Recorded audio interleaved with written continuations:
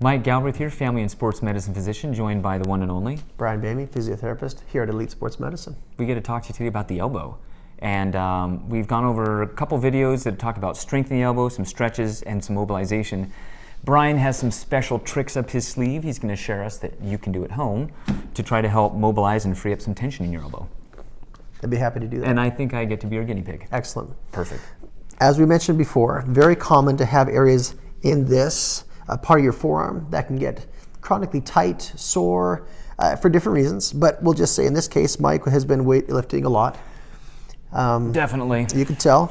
So for lots of patients, I'll say that you can do a lot of good work on your own with mobility because it's common to see these areas getting tight and sore, and a combination of the two. The tighter they get, the sore they can be. The sore they get, the more of a response that you'll get with those areas getting tighter. So a lot of patients, I'll just have them do some simple mobility work with their other hand, and I'll kind of show you what I'm going to do, what I would do, and then I can kind of guide Mike a little bit through. I'm ready. You bet. So if I come right in here, it's really common to see some of these spots that can be quite sore. And if he moves his fingers or moves his wrist, you can kind of see how some of those areas are tight to begin with. And all I'm doing is just holding a spot. I have some patients that'll just do work like that. So of course, with their own thumbs, with their own fingers, yep. So I'll come here, and you might get your own fingers here with your counter pressure coming from the thumb on the other side. You're kind of just squeezing, and you're just doing a little bit of work. Now, patients will oftentimes ask, how do I know if I'm in the right spot? Common to have a patient ask that. I feel like I'm in the right spot right now. Very understandable. When you get an area like this that's really sore and tight, patients will ask, well, am I in the right spot if it's really sore? And I'll generally say, yes. Yes, that's true.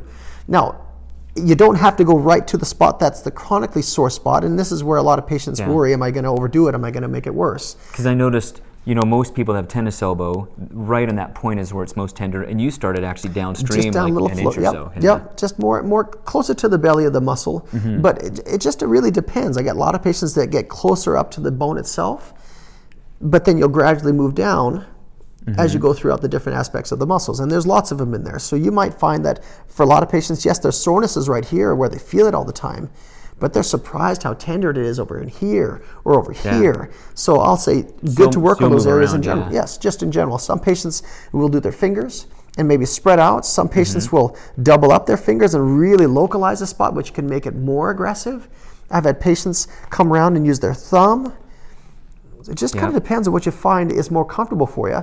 I've had lots of patients do the thumb and use it more on the inside or the medial side of their forearm and just kind of do those areas where they just move again, rotate. I've had some patients that will ask me, can I just rub in there? Yeah, you can. But a lot of this motion is you find that sore, tender muscle belly tendon, and then I'm going to just kind of go up and down with my hand, palm up, exactly. And then you're just basically encouraging some movement that would normally happen, originating from muscles that come all the way up in here. Will this make me stronger? You hesitated. It's possible. Well, I'll say this. That's a good question because I do have patients ask that. I'll say this. If I can help patients to move better, then they can exercise better, which means they can get stronger. So they go hand in hand. I'll always say mobility leads to flexibility, which leads to stability. So if I can get a combination of those, I see it go both ways as far as if you're stronger, have better stability, then you can help maintain your mobility. But if you can't move like you're supposed to, it's hard to get that strength to begin with because you can't move in a full range like you normally would. Yeah, and I think you see in physiotherapy and sports medicine fields, you really gain function by improving your mobility and improving your strength.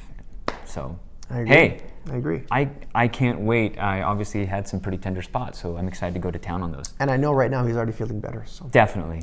Thanks for your time. Have a good day. Thank you.